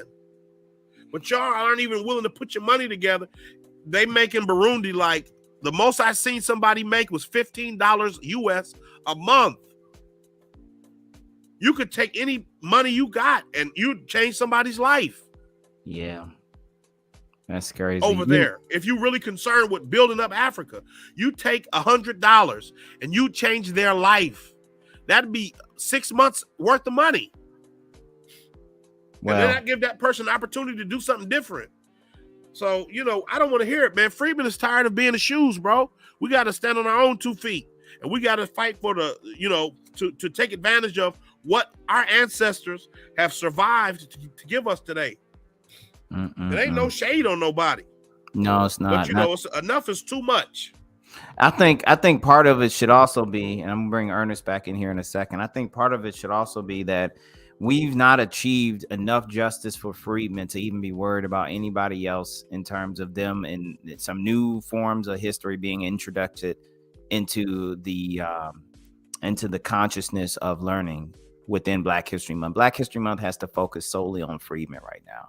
We ain't got time for it. We just seen a piece earlier today in this show about the Detroit Reparations Commission, or the committee that they've set up, and we got a bunch of people running around don't even know what reparations are or why they're old. This history has to explain that. This month is exactly for that, in a sense. So we ain't got time to be talking about how we gonna reinvent a version of Africa in America. And that's kind of what I've seen a little bit of this past weekend. It's cats with that agenda over here. And they got access to more stuff because we preoccupied with survival. They came over here with no baggage. No baggage. And they tell you that. They readily tell you, well, I'm disconnected from the oppression that you have here. And so it's just like, that's the fact that you feel comfortable to say that to us here. But if I was to say like what I said about Burundi, oh man, that's messed up. And I'm not making jokes. I'm not trying to be funny. But how do you fix your mouth to try to justify the poverty, the lack of resources, the lack of opportunities in Africa for your people, and you can't see how we under those same constraints in this country. Bro. Like, I don't get that. You can recognize the way that your government interferes with you at home, but you can't recognize how our government interferes with us here. It makes no sense. It's the narrative, though. So it's the history they learn, you know, and that's the importance of Black History Month. Carter G. Woodson said, "It's two educations you're gonna get: the one you giving and the one you gonna, the one you receive and the one you go get." So you know, like, so you know, literally, like for all of us who have this extra educational reparations and Freedmen history, we had to go get that education. We didn't receive this from our school, and that's the importance of Black. I went to HBCU. And even they ain't kicking it like this. They not laying out the foundation from Freedmen. They ain't teaching about the bureaus. I actually had a history class that was kind of centered in like African excellence. And the seminar, and then during our seminar, the professor, you know, he taught us about Jay-Z. Like that was like one of the biggest pieces of my God. So that was like one of the biggest pieces of the course was learning about Jay-Z. And the crime is, all right, I'll give him one big ups because he did have for the final we had to do a genealogy piece. And so he did get the students to do their family genealogy and tell about their like family, like their great grandparents. But the centerpiece of the course was learning about Jay-Z and the excellence of Black Americans. So that's wild, man. That's not really our true excellence. It isn't. A few weeks ago, I learned about Frederick McKinley Jones, and he's the man who made refrigerated trucking. And with refrigerated trucking, you know, you got to understand, he changed the world. He basically allowed for all Americans across this country to have access to fresh produce and other foods that would only come around seasonable, because we were just talking about that issue with keeping food cold and how they used to preserve ice. Like, those things a Black man helped revolutionize. And not only that, they used that refrigerated trucking concept for the military during World War II to preserve blood and other arteries, which ultimately was a medical advancement. And even today, they've stated that multiple populations in America were able to grow because of the interstate commerce that was created through refrigerated trucking. Now, I didn't learn this until just 3 weeks ago. And this is like exactly what I'm saying when it comes to Black history. This was a Freedman man. So, yeah. You know, all right. I hate Jay-Z. Yeah, I kind of do too. And I don't say kind of, I do. I don't really care for him at all. I don't listen to his music anymore either because of what we've learned. And that's the thing. Most people don't know shit. I mean, forget my language. People don't know shit about Jay-Z or what he represents to the Black community, except Black people walking around with aspirationalism in their mind so deep that they love that he's been out here selling them fucking grapes. So yeah, I mean, yeah, I think I've said this before here, but I put Jay-Z as one of the chief dangers to the Black community. I put him like the FBI and crack cocaine, but I think I put him at the top of the list. Shoot. Over the FBI and crack and the CIA. Because you recognize all those other entities right now, you still ain't recognize Jay-Z. Right. Jay-Z's still doing damage. You know, crack is bad, and you know most people. It tells, but I do want to come back to this before we flip. I'm still stuck. Like, we can't let this run. Like, we got one message I want people to take home today is that this right here, this little stupid chart, this is incorrect. This is garbage. We shouldn't allow this type of thing to go on. That's why delineation is important. We are a very unique, exclusive, and specific group in this country. We're a very specific group of the diaspora, and you do not get to melt into our group because you're third generation in this country. The only way you melt in is through blood, just like a gang. You got to make blood flow, and that means you got to swap blood with us. And that's the only way I count somebody who's in this country as second generation as being freedmen to any degree is when they actually they're bred from one parent at least being freedmen, because we already have a pretty specific makeup, as we know. Me and the guys we discussed the other day in a meeting we had, right? The breakdown of what it means to be a freedman from a genealogical or biological standpoint is unique. And it certainly doesn't match what you got of a lot of the people who are coming from the West Indies, Caribbean nations, or continental Africa over here. You know, those people are coming through with a different makeup and a different intention and a different backdrop. They are not us. No shade on them. We love them all the same. They're still black. But we need to be very clear. And that's why delineation is very important, because we're not going to have no reparations without delineation. You're going to have everybody else getting a check. Everybody else getting your benefits just like they are now. And see, and that's the thing. I was thinking this earlier and I forgot it, but now you reminded me. But that's the thing. Like, I got a lot of friends. Like, one of my good friends is he's people from Sierra Leone. He's born here, but his people from Sierra Leone. Friends from the Caribbean, Jamaica, Haiti. I'm not saying y'all don't deserve reparations from y'all's former colonial powers, that that you don't face oppression, that Haiti and Jamaica are not places that are being exploited by the West, by Britain, by France, by America, by Canada.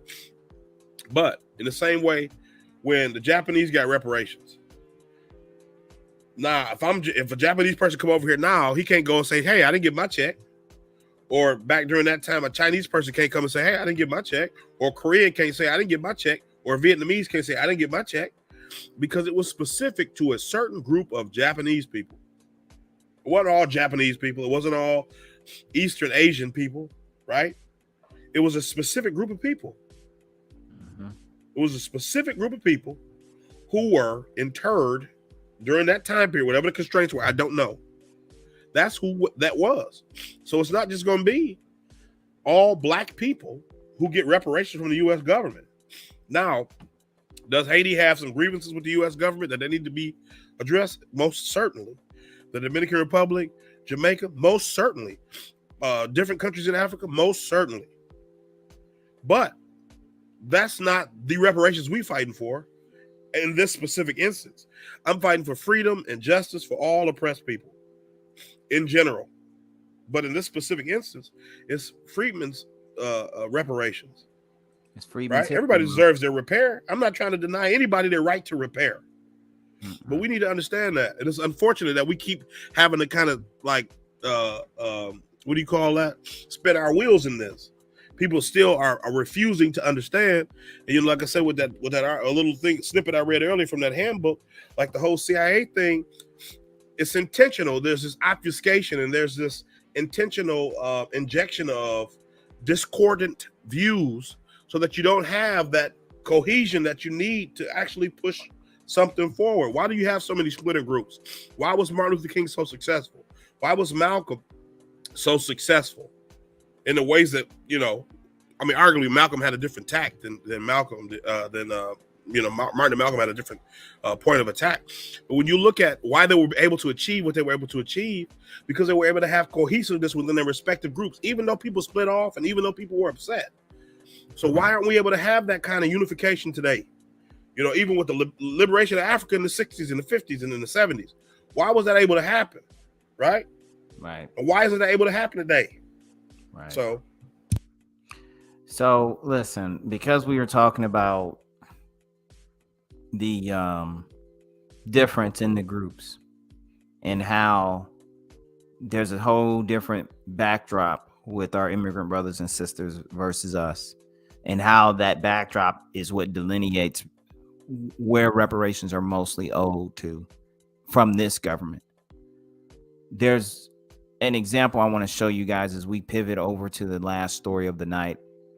Ernest, did you have anything else to get in on the future and the history of Black No, I was going to say, yes, it's real complicated, especially when, Black people, because of our history and our timeline in America, we take pride in the first Black this, the first Black that. But as 2008 and onward has shown us, we can't take credit into first Black this and first Black that when they're not the first Black descendant of slave to do it, or the first descendant of freedmen to do it. And I say that specifically to throw shots at Barack Obama, Kamala Harris, and other folks who they say break the barrier for Black history, because what they're saying is these people are markers for progression for the Black American race that descended from slavery until today. And the reality is that's not true. And so we got to push back against that, because we've yet to see a president who descended from slavery, like descended from that timeline. We've yet to see a vice president who descended from that timeline. And until we do, we can't say that we've seen what type of solutions would have came from those type of black people. And we can't say we had this racial progress that they are too. So I'll throw that out there. Yep. And if anybody's, watching from Twitch or Facebook, go on ahead and drop a comment, drop a question.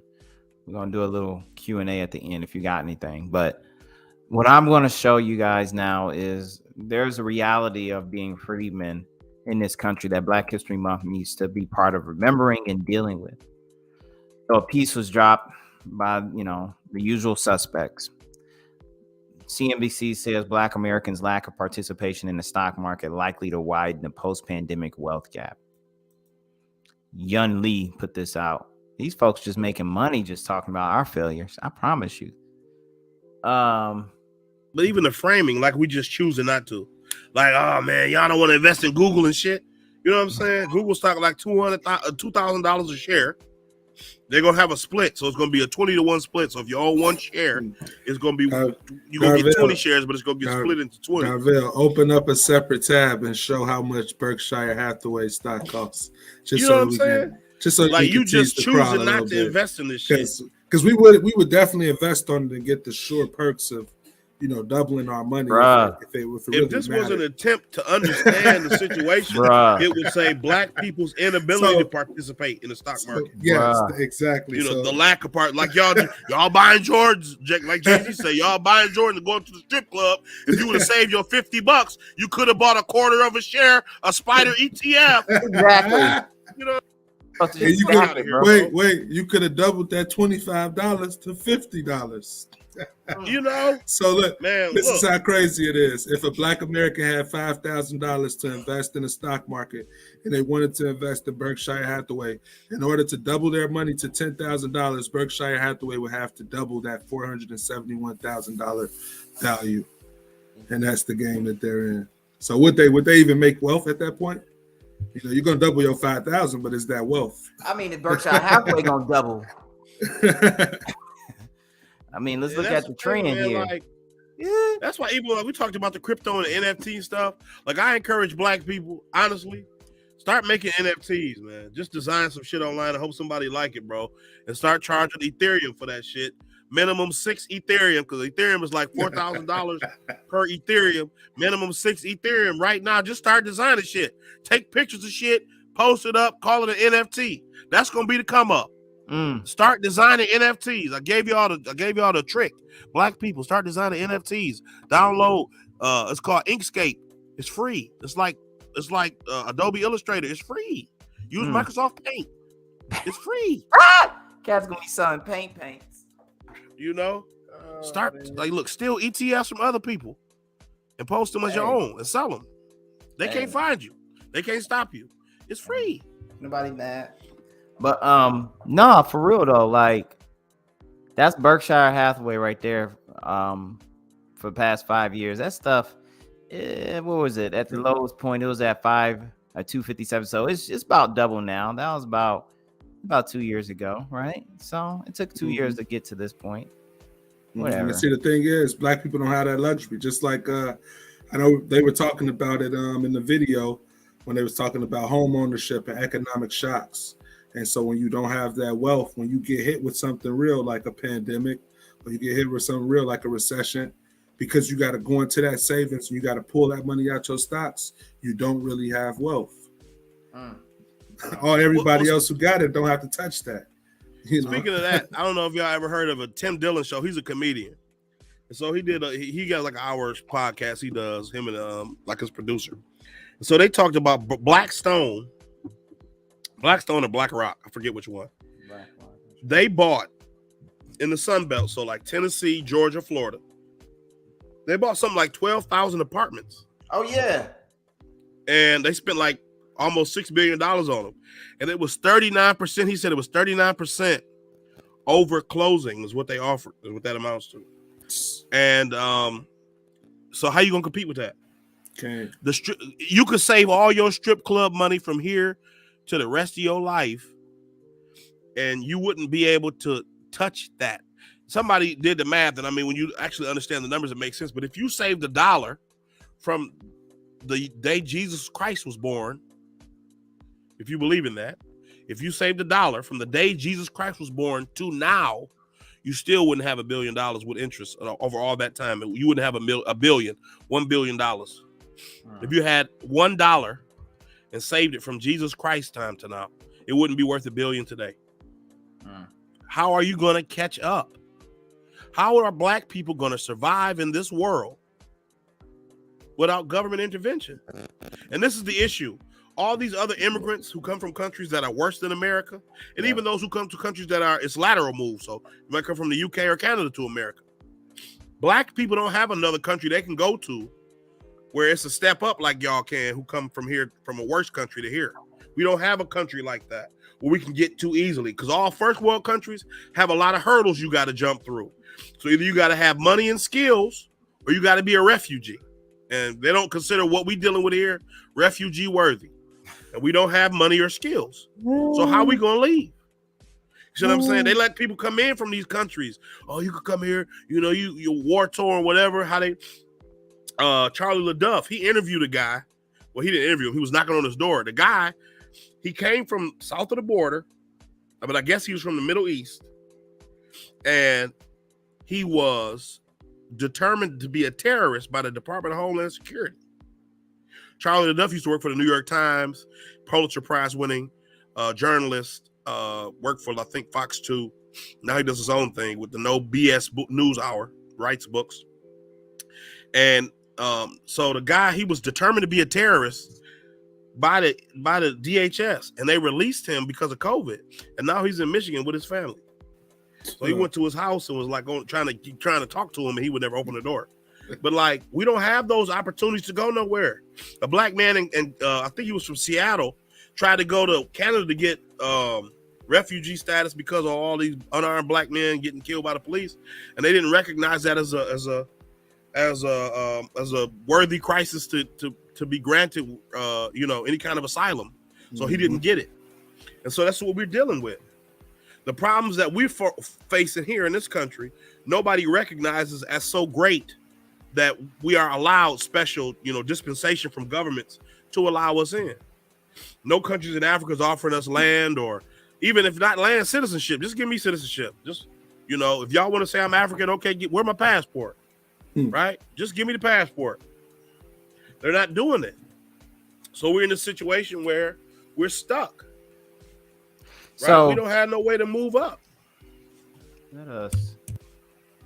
Let's go back to where we were at something. That article, yeah. Let's pop back to that, y'all, so we can start the wrap up here.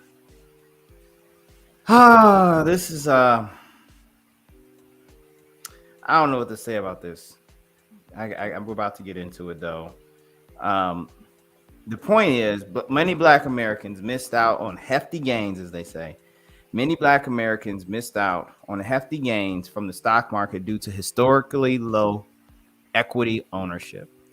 Only 34% of Black American households owned equity investments, as compared with 61% of white families, according to Federal Reserve Board's most recent survey in 2019. The primary way that Americans build wealth and invest is through retirement plans, and there have been enormous racial disparities in that area. So listen to this. Thanks to historic stock market rebound from the pandemic lows, affluent 401k holders and savvy investors in the U.S. enjoyed double-digit returns from stocks over the past 2 years, but not for the majority of Black Americans. Only 34% of Black American households own equity investments, as compared with 61% of white families. This is the thing. Let's just full stop here. I ain't even got to continue reading this. Why does it seem so ignorant of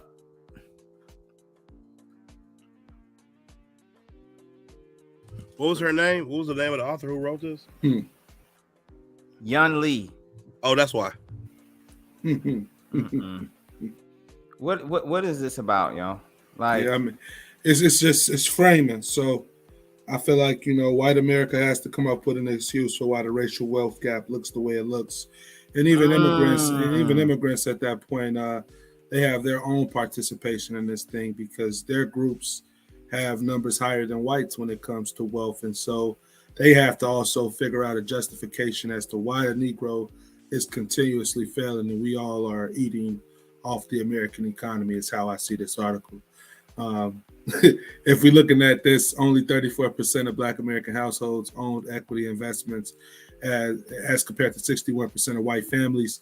We could look at the home ownership rates, and 72% of non-Hispanic whites own their Right. homes versus 42% of blacks that own their homes. And that divide is directly tied to government stimulus and handouts that were not given to one group but given to the other. And so, I would definitely make that same argument with the stock market. Yeah, that's where I'm feeling like the ignorance is just so strong here, right? It's this basic premise that, oh, like you said, Stedman, you called it before we even got out the door, right? Like, look at this. Black Americans being left behind. What we left behind? Were we ever up with y'all? Right. And I mean, and that's the thing, like, to call it ignorance is like, oh, she just don't know. She just don't know. And I feel like I'm not going to get nobody who worked for CNBC the benefit of the doubt. You have resources and access to whatever information you want. I work a 9 to 5. I have a family, and I can read books and articles online on my phone in my free time. Yeah. To find out what's going on and what ain't. You work for CNBC, you can't have somebody look something up for you. I'm sure she got a degree. I'm sure she got a degree from Stanford or Columbia or Harvard, Princeton, Yale, Northwestern. I'm sure she got a degree. Chicago, University of Chicago, University of California, Berkeley. You know what I'm saying? Yeah. So go ahead. Well, I'm just saying you don't have the resources to figure out what's going on. And so when I say, well, how come you don't go and wherever your ancestors from? How come they didn't go stay where they was at? And why ain't y'all beating the stock market up where you from? Why you got to come over here and do it? Y'all don't have good colleges over there? Y'all don't have opportunity over there? They don't. The primary way that Americans build wealth and invest is through retirement plans, and there have been enormous disparities between Black and white Americans on that front. Many Black Americans missed out on the hefty gains from the stock market because they often hold occupations where employers are unlikely to offer an employer-sponsored retirement plan. Oh, man, that sounds like gig economy work. That sounds like McDonald's. Only 44% of Black Americans have retirement savings accounts, with a typical balance of about $20,000 compared to 65% of white Americans who have an average balance of $50,000 according to the Federal Reserve. This is interesting. You see the wording here? Words are important. Typical balance versus an average balance. They really didn't want to tell you truly what the typical balance is, the mode, right? The typical balance would be the mode, or at least a mode factor with the median. The average balance is like dividing it over a bunch of kids. Ain't nobody running around here white who has a real retirement savings account with 50 grand in it. Who did you average in here? Let me shut up. Right. Well, I mean, just look at those numbers. 44% of Black people even have one. And I mean, I got a 401k. Most people not even saving in their 401ks. Like, yeah. So for you to say 65% of them have them, and then your balance is 50,000. What did you average it in? 20-year-olds? Yeah. Who just started working? Yeah. That's the suspicion, man. I don't know. If you had access to a well-managed retirement plan, what's happened in the last 2 years has been a boon to your bottom line wealth. Let me go double check the facts on that. The stock market pulled off a stunning recovery. Whatever. Federal Reserve did this. Federal programs provided much needed short-term relief. Black Americans bore the brunt of the initial job hit from the pandemic, and the labor force recovery has been particularly uneven. The kind of jobs that went away immediately when the pandemic hit impacted communities of color to a much greater degree or extent than white communities. This is how they get you. You already know. They hit you with the communities of color thing so they can factor it in and mess it up even more. The latest job report showed that for all Black workers, the unemployment rate in December stood at 7.1%, more than twice that of the white worker at 3.2, roughly 2-to-1 ratio. Black Americans also have held less risky assets such as bonds, but those have much lower return rates, especially in the past 2 years. Oh, a Credit Suisse study found that even among the top 5% Black wealth holders, they are more likely to own conservative investments like real estate, bonds, and life insurance than their white counterparts. White people can take risks, and they got people to help advise them when they're taking them risks. So they ain't really pressed about it. Black people take risk and end up with another Freedmen Bank crisis. Oh, right. You take a risk and you asked out, and your whole family asked out. Mm-hmm. Oh, you know? That ain't that the truth? Because you ain't got nobody to turn to. You the breadwinner. You the one. You the breadwinner. You do anything wrong, you take one false move, and it's lights out. Mm-hmm. And I mean, like I said, the way they frame this, it's all on you. And so if you're reading this and you were sorry for any of my do for selfer people in the audience. Oh yeah, the do for selfers. You know they on the prowl right now. They got stocks, bonds, NFTs. They got all the cryptos. They got 5 businesses too. Believe me, I know them. Right. They drive Uber, DoorDash, Uber Eats. They do the shop. They do Lyft. You know, that's fine, man. Yeah, they're gonna stack a lot of money that way too. You know, and it's just like, bro. I mean, I don't disrespect people who have to do that to get by because, you know, that's what you got to do. Yeah. But that's not for a lot of people. That's not going to be the way out. That's not going to be the way to make ends meet. I remember, man, me and my wife, we went to New Orleans around Mardi Gras, and we were in an Uber, and the guy said he rents a car. He was a white guy. He said he rents a car to drive Uber, you know, rather than using his own car. And he said it took him like $200. It's like $200.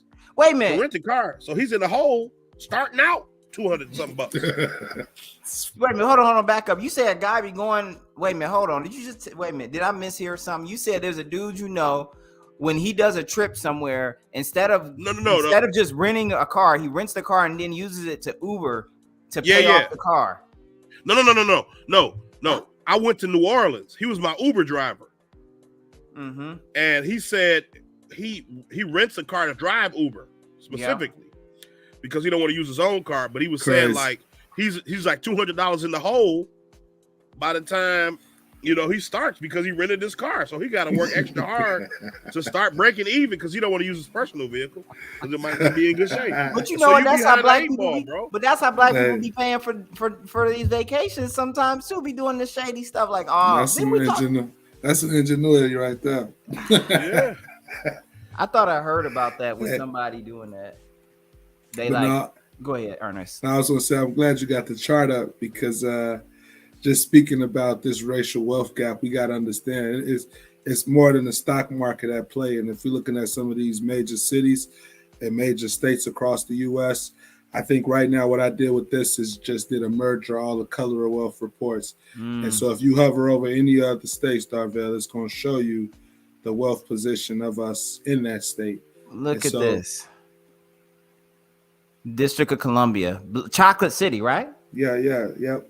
So the average black family has a net worth of $3,500. The average Korean and Vietnamese and Asian Indian has more than $250,000 in net worth. And I'm guaranteeing you that these foreign-born people weren't invested in the stock market when they came here. So that whole, you know, excuse to say that we haven't invested is the reason why we have this lack of wealth. No, America has imported wealth. And not only that, it has helped white people sustain wealth over this whole timeline. And that's what we got to understand. This is a mess, man. Look at this. Woo. Puerto Rican. $8. Oh. Black wealth. The U.S. black net wealth in Boston is $8. Puerto Ricans got 3,000. White people moving into a clean 250 almost. Caribbeans only at 12, but they got 12, which is a lot more than 8. And the Hispanics, the other Hispanics, they got 2,700. You know, they got some data messed up over there, but you know, they doing what they do. You know. Wow. Yeah, that's wild.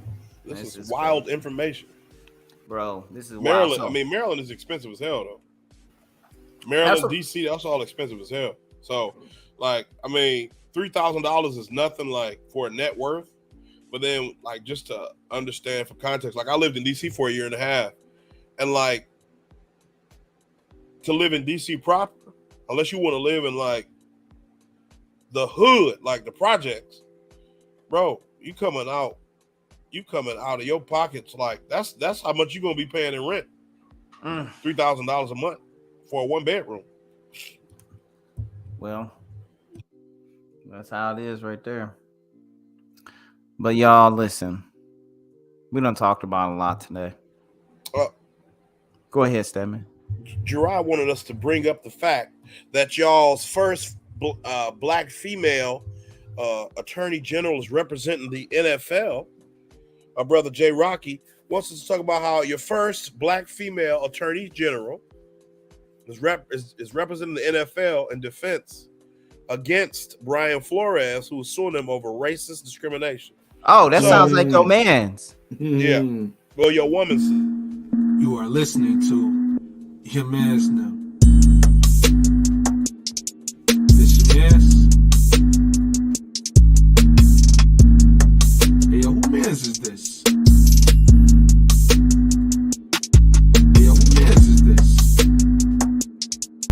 Hey, yo, who man's is this? Whose man's is this? I need to know. I really need to know. Lest we be accused of misogynoir, your woman's in them. Oh my gosh. Today. And yeah. So that's what she's doing. Wait a minute. Is there a piece on that? Do we have an article on that? Well, Sean King, let's see. I can try to find one right quick. Who was it? It's like the new what? The new attorney, not attorney general. The former attorney. Oh, former. Obama's attorney general. Yeah, the second one after Eric Holder stepped down. Here you go. There's an article I posted. And so, you know, I'm not surprised. I'm glad it happened because we need to wake up and be mature and understand that.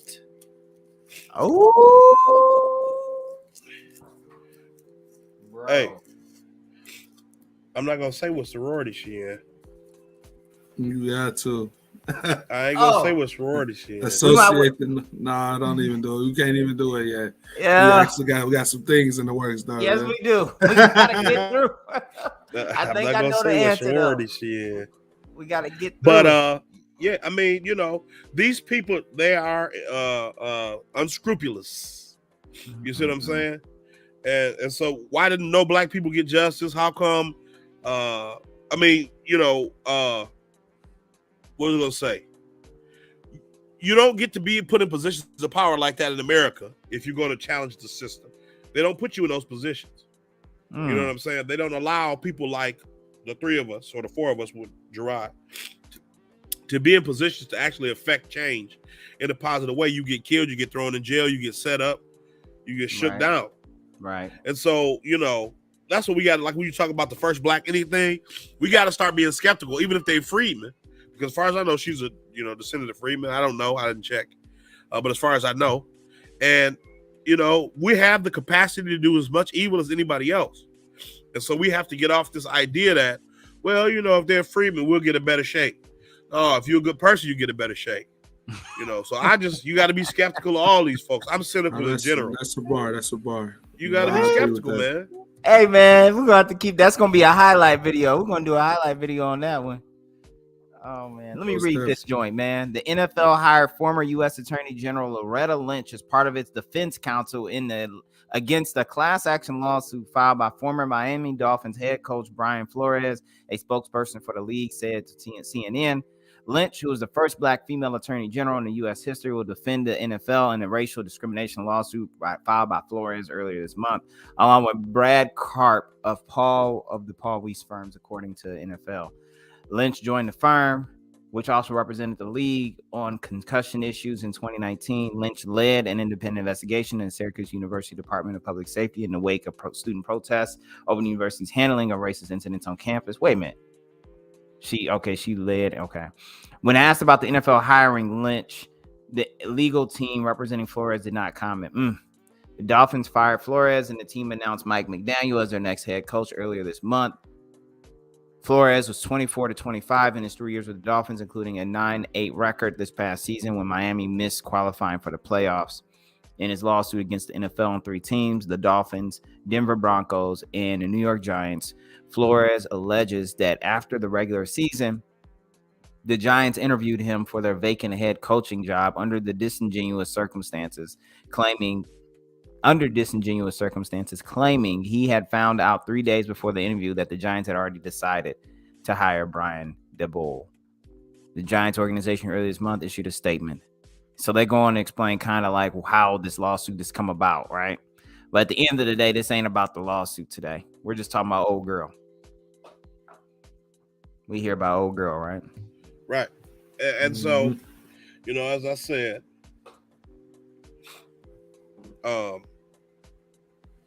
we have to understand that everybody black, just because, you know, we share a lineage and they might even have, you know, the lineage of slavery. Oh, you know, they're not going to.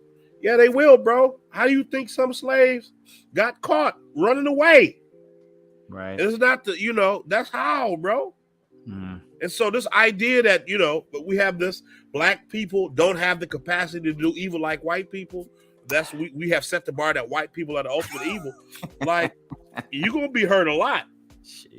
You're going to be hurt a lot because they're going to put a black face in front of you every time, you know, cracking the whip. And, man, you know, you got to grow up. You got to grow up. You got to look at people in the totality of who they are and what they stand for. And if they stand for you, whatever they sexual preference, whatever they race, whatever they gender, whatever they background, if they stand for you and you can show, looking at their history, that they have a track record of standing for you and they haven't shown you nothing wrong, nothing to make you question what they're telling you or what they're doing or what they claim to support, you got to fight and stand for them people. You can't look at this, oh, she black, I'm going to vote for the black person. I'm telling you, the black people will be shipping you out. Ice Cube said what? And after police, what'd he say? And don't let it be a black and a white cop, because they'll slam you down to the street top. Black police showing out for the white cop. You know, the black cop would be worse than a white cop. Because the black cop act like he know you. He know you lying. I know these niggas lying. You know, I know these types. Where they had made that assertion about black judges too. Yeah. They always think they know. Yeah. I know how shifty these people are. That's how it is, bro. When I was in the 8th grade, I was in this program. And so we went to Wayne County Jail, like, for the day. And I went, you know, because I wanted to get out of school or whatever. So it was like, I didn't know it was like a scared straight thing. Oh. I thought we was just like going on a tour, like, you know, this is what jail was like. I was wrong, okay? I was only at Wayne County Jail downtown here. And I ain't never been to jail ever besides that. Okay? It worked. Okay? It worked. But the lady in there, she was like, so it's about 50 I went to school in Westland, you know, Wayne Westland School. So I'm mostly white kids is in my school. Most of the kids who came was white. There's kids from Detroit and stuff in there too. And it's about 40 kids in there. And the lady come in, she like working the jail. Yeah, black lady. Yeah, everybody got to come up and talk about why they here, you know, because I know all kids do stuff. When I was a kid, I did stuff. And I'm sitting here, dog, I kid you not, I'm wearing a sweater. It's February. It's freezing, snow on the ground. I'm wearing a sweater. I got a thick brown sweater on, the brown hat to match. I remember shit like it was yesterday.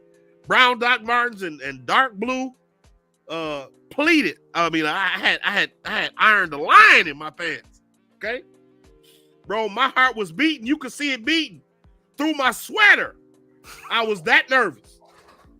I'm sitting down. I don't know what the fuck to say. I go to church. I don't do nothing. All I do is praise God, bro. And she like, no, everybody got to say something. So, you know, those kids up there talking about, yeah, you know, I slang, I whatever. I'm sitting like, I don't know what the fuck. You know what I'm saying? I say cuss words. That ain't going to be enough. That's not going to cut it. They want to hear something. You know, they want to hear something. They don't want to hear that. Oh, yeah, you know, from time to time I say a cuss word or two. You know? I don't always pay my right tithes. Oh, my gosh. You have to fabricate something? I had to make some shit up. I won't bore y'all with what it was. But that's the mentality. I was a kid and I did fucked up shit, or I knew people who did fucked up shit. So all kids do fucked up shit. No, bro, that's just you. That's you. And this is the same thing here. Oh man, like what was it? Boys to the Minister Society. You say, where was you at? What'd you do? You know, you fucked up, right? Or the other one, I hate my gun because it's black. I hate, like you have those types of people, and they be in positions of authority over us, and they take their frustrations out on us. And maybe I'm just on the wrong side of the law in this instance. But you have to understand that, black people, all skin folk ain't kinfolk. All skin folk ain't kinfolk, and even all lineage folk ain't friendage folk. I don't know what to say, you know. Okay, but just because you share the Freedmen lineage, you're not necessarily a good person. That's just the facts. Remember that some slave revolts got shut down because somebody snitched, and they was all slaves. You know what I'm saying? There wasn't nobody interloping in. Oh, we gonna have you be a spy. He was a slave too. We have to remember that. The strong coon energy still in the Freedmen lineage, and we got to be able to weed them out. You can't just be loving people because they got the same ancestry and history as you. You got to be smart. This woman is showing you what's going on. The same with the crack pipes last week. Y'all voted for that man to get Trump out of office, and he give y'all crack pipes. And now she giving you this. Obama's home girl giving you this. Didn't put nobody in jail. Trayvon got killed. That might have been Eric Holder. Same group. Didn't put nobody in jail. Alton Sterling, Walter Scott, no hate crime charges.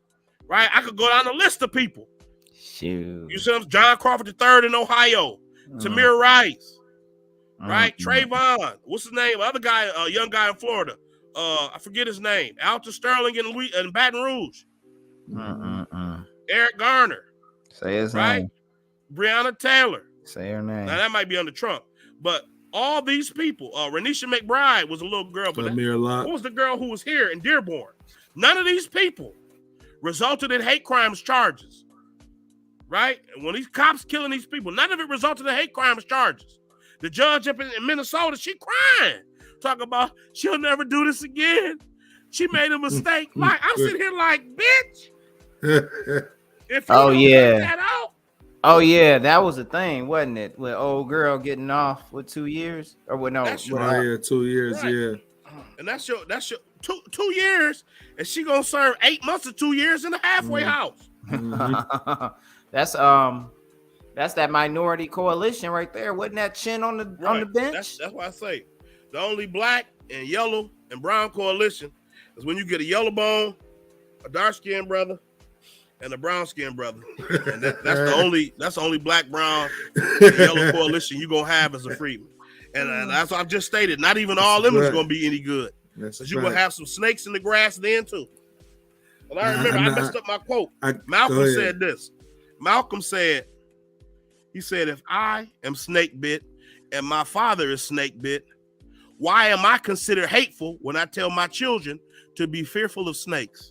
And Ali said, if you got 1,000 snakes coming toward me right now, we in a room, and 1,000 snakes, but you tell me 10 of them snakes or 100 of them snakes is good and they're going to fight for me, they're going to defend me. What's more reasonable?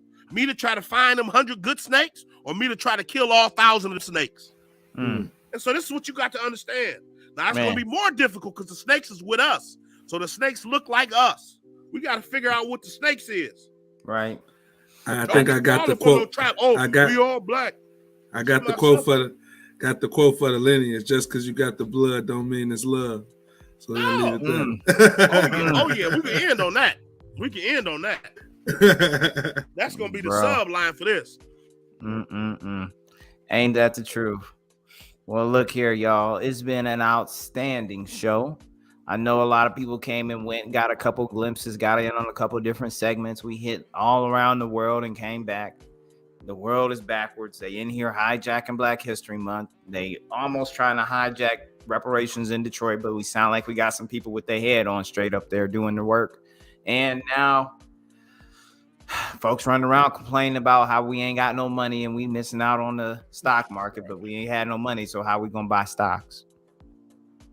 So anyway, can't have nowhere to live. Talk about the 10% rule.